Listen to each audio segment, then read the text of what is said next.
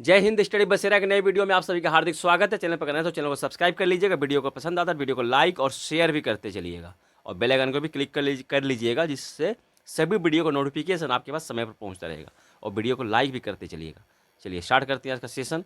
आज का जो पहला प्रश्न है बहुत इंपॉर्टेंट प्रश्नों का सेशन है। चमड़े का सिक्के की शुरुआत किसने की थी? तो option A Ghiyasuddin Tughlaq, option B Mohammad bin Tughlaq, option C Humayun, option D Samudragupta. सही जवाब हो जाएगा ऑप्शन बी, मोहम्मद बिन तुगलक ने चमड़े के सिक्के की शुरुआत की थी। तो थोड़ा हम लोग मोहम्मद बिन तुगलक के बारे में समझ ले। मोहम्मद बिन तुगलक का असली नाम जौना खां था। जौना खां जब वो राजा बना तो मोहम्मद बिन तुगलक के नाम से दिल्ली पर किस सिंहासन पर बैठा। गयासुद्दीन तुगलक के बाद, जो कि तुगलक वंश का संस्थापक राजा था गयासुद्दीन तुगलक, उसके बाद मोहम्मद बिन तुगलक राजा बना था। मोहम्मद बिन तुगलक ने राजधानी दिल्ली से देवगिरी को राजधानी बनाया था और देवगिरी को राजधानी बनाने के बाद इसका नाम दौलताबाद रख दिया था। देवगिरी कहाँ है? तो महाराष्ट्र में स्थित है। और तुरंत वो से वापस भी आना पड़ा था, देवगिरी से वापस भी आना पड़ा था। तो यहाँ प्रश्न बनता है कि देवगिरी को राजधानी किसने बनाया था और दौलताबाद की स्थापना किसने की थी? मोहम्मद बिन तुगलक सही जवाब हो जाएगा।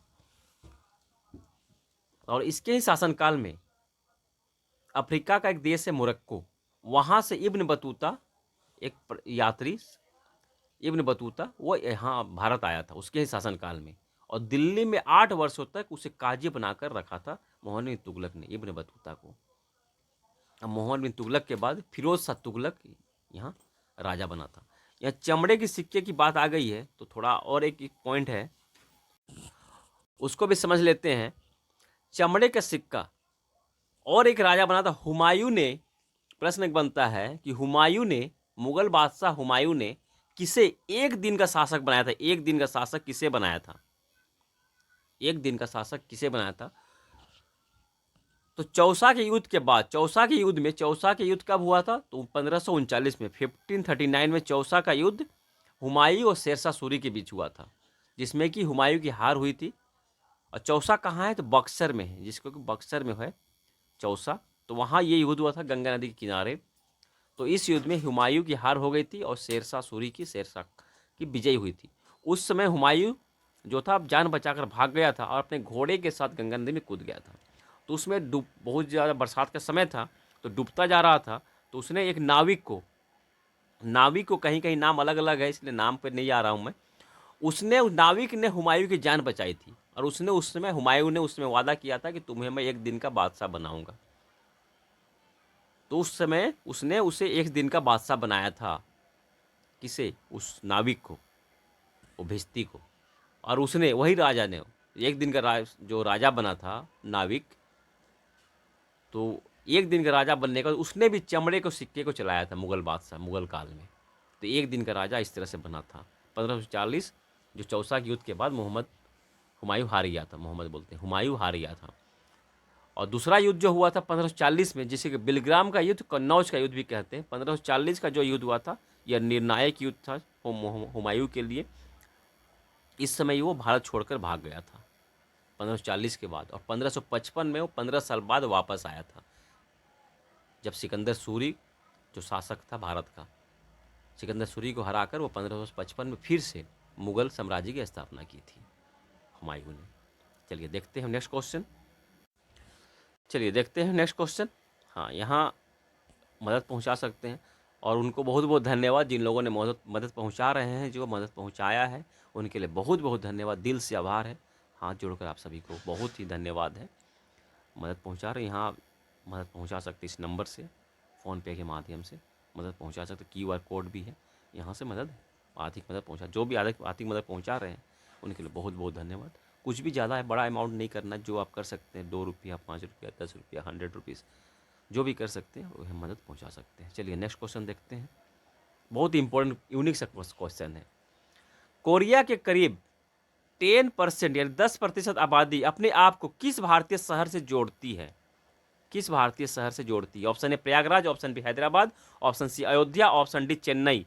इस प्रश्न का सही जवाब हो जाएगा ऑप्शन सी अयोध्या। अयोध्या से कोरिया की 10% आबादी अपने आप को अयोध्या से जोड़ती है। अयोध्या को अपना ननिहाल मानती है। किस तरह से, इसको समझने की कोशिश करते हैं।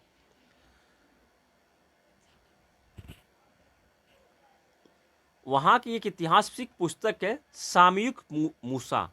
पुस्तक का नाम है सामयुक सामयुक मूसा। उसमें इसकी चर्चा की गई, इसके जिक्र किया गया है कि यहाँ की जो रानी थी, अयोध्या की एक रानी कोरिया गई थी। कोरिया के राजा किम सूरो से उसका विवाह हुआ था उनका। करीब 2000 साल पहले की पुरानी बात है। और रानी का नाम था सूरी रत्ना। ये भी ध्यान रखिएगा, सूरी रत्ना उनका नाम था। और वह करक वंश से बिलोंग करती थी। करक वंश, अभी जो वहाँ किम जो टाइटल है, किम जुंग, किम जोंग, जो भी है किम टाइटल, ये अपने आप को करक वंश का बिलोंग करती है। वो करक वंश से, दक्षिण कोरिया में करक वंश से बिलोंग करती थी। करक, तो किम जो टाइटल है अभी वहाँ, तो वो करक वंश से ही बिलोंग करते हैं। किम जो टाइटल उनका होता है, सरनेम जो किम होता है। तो अयोध्या दक्षिण कोरिया और किस तरह से कनेक्टेड है और थोड़ा समझ लीजिएगा।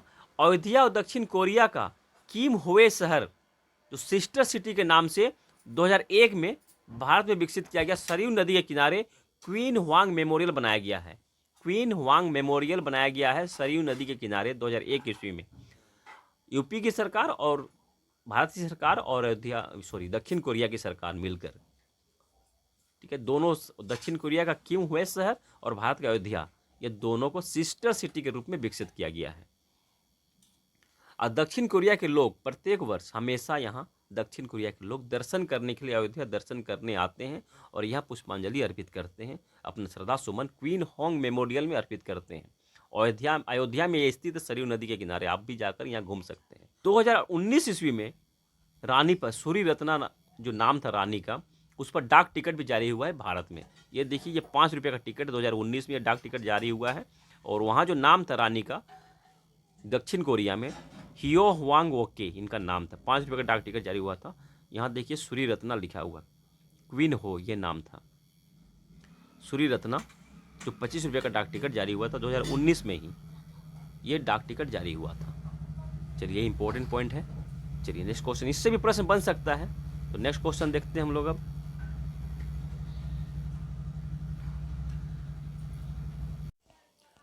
नेक्स्ट क्वेश्चन है, दिल्ली सल्तनत का वास्तविक संपादक किसे कहते हैं या किसे माना जाता है? Option A Iltutmish, option B Balban, option C Alauddin Khilji, option D Qutbuddin Aibak. इस सही जवाब हो जाएगा ऑप्शन ए।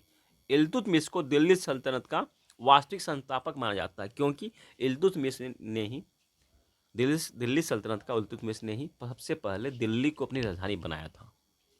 और यह कुतुबुद्दीन ऐबक का गुलाम था। कुतुबुद्दीन ऐबक के बाद यह दिल्ली सल्तनत पर बैठा था। कुतुबुद्दीन ऐबक ने लाहौर को अपनी राजधानी बनाया था। कुतुबुद्दीन ऐबक ने। न्यूजीलैंड के लोगों को क्या कहते हैं? Option A news, option B kiwi, option C kangaroo, option D south. सही जवाब हो जाएगा ऑप्शन बी। न्यूजीलैंड के जो निवासी होते हैं उन्हें हम लोग कीवी के नाम से जानते हैं, कीवी भी कहते हैं। और कंगारू कहाँ के देश के निवासियों को कहते हैं? कंगारू ऑस्ट्रेलिया के लोगों निवासियों को कहते हैं। चैनल को अब तक आपने सब्सक्राइब नहीं किया तो सब्सक्राइब कर लीजिएगा। और इंस्टाग्राम आईडी भी सेम नेम से, स्टडी बसेरा नेम से है, यहाँ भी आप लोग फॉलो कर लीजिएगा। सर्च कीजिएगा तो आ जाता है।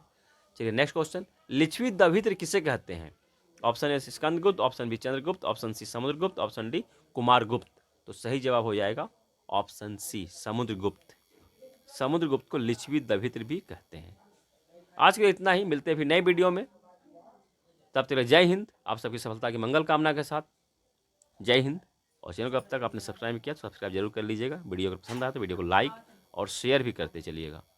चलिए, जय हिंद।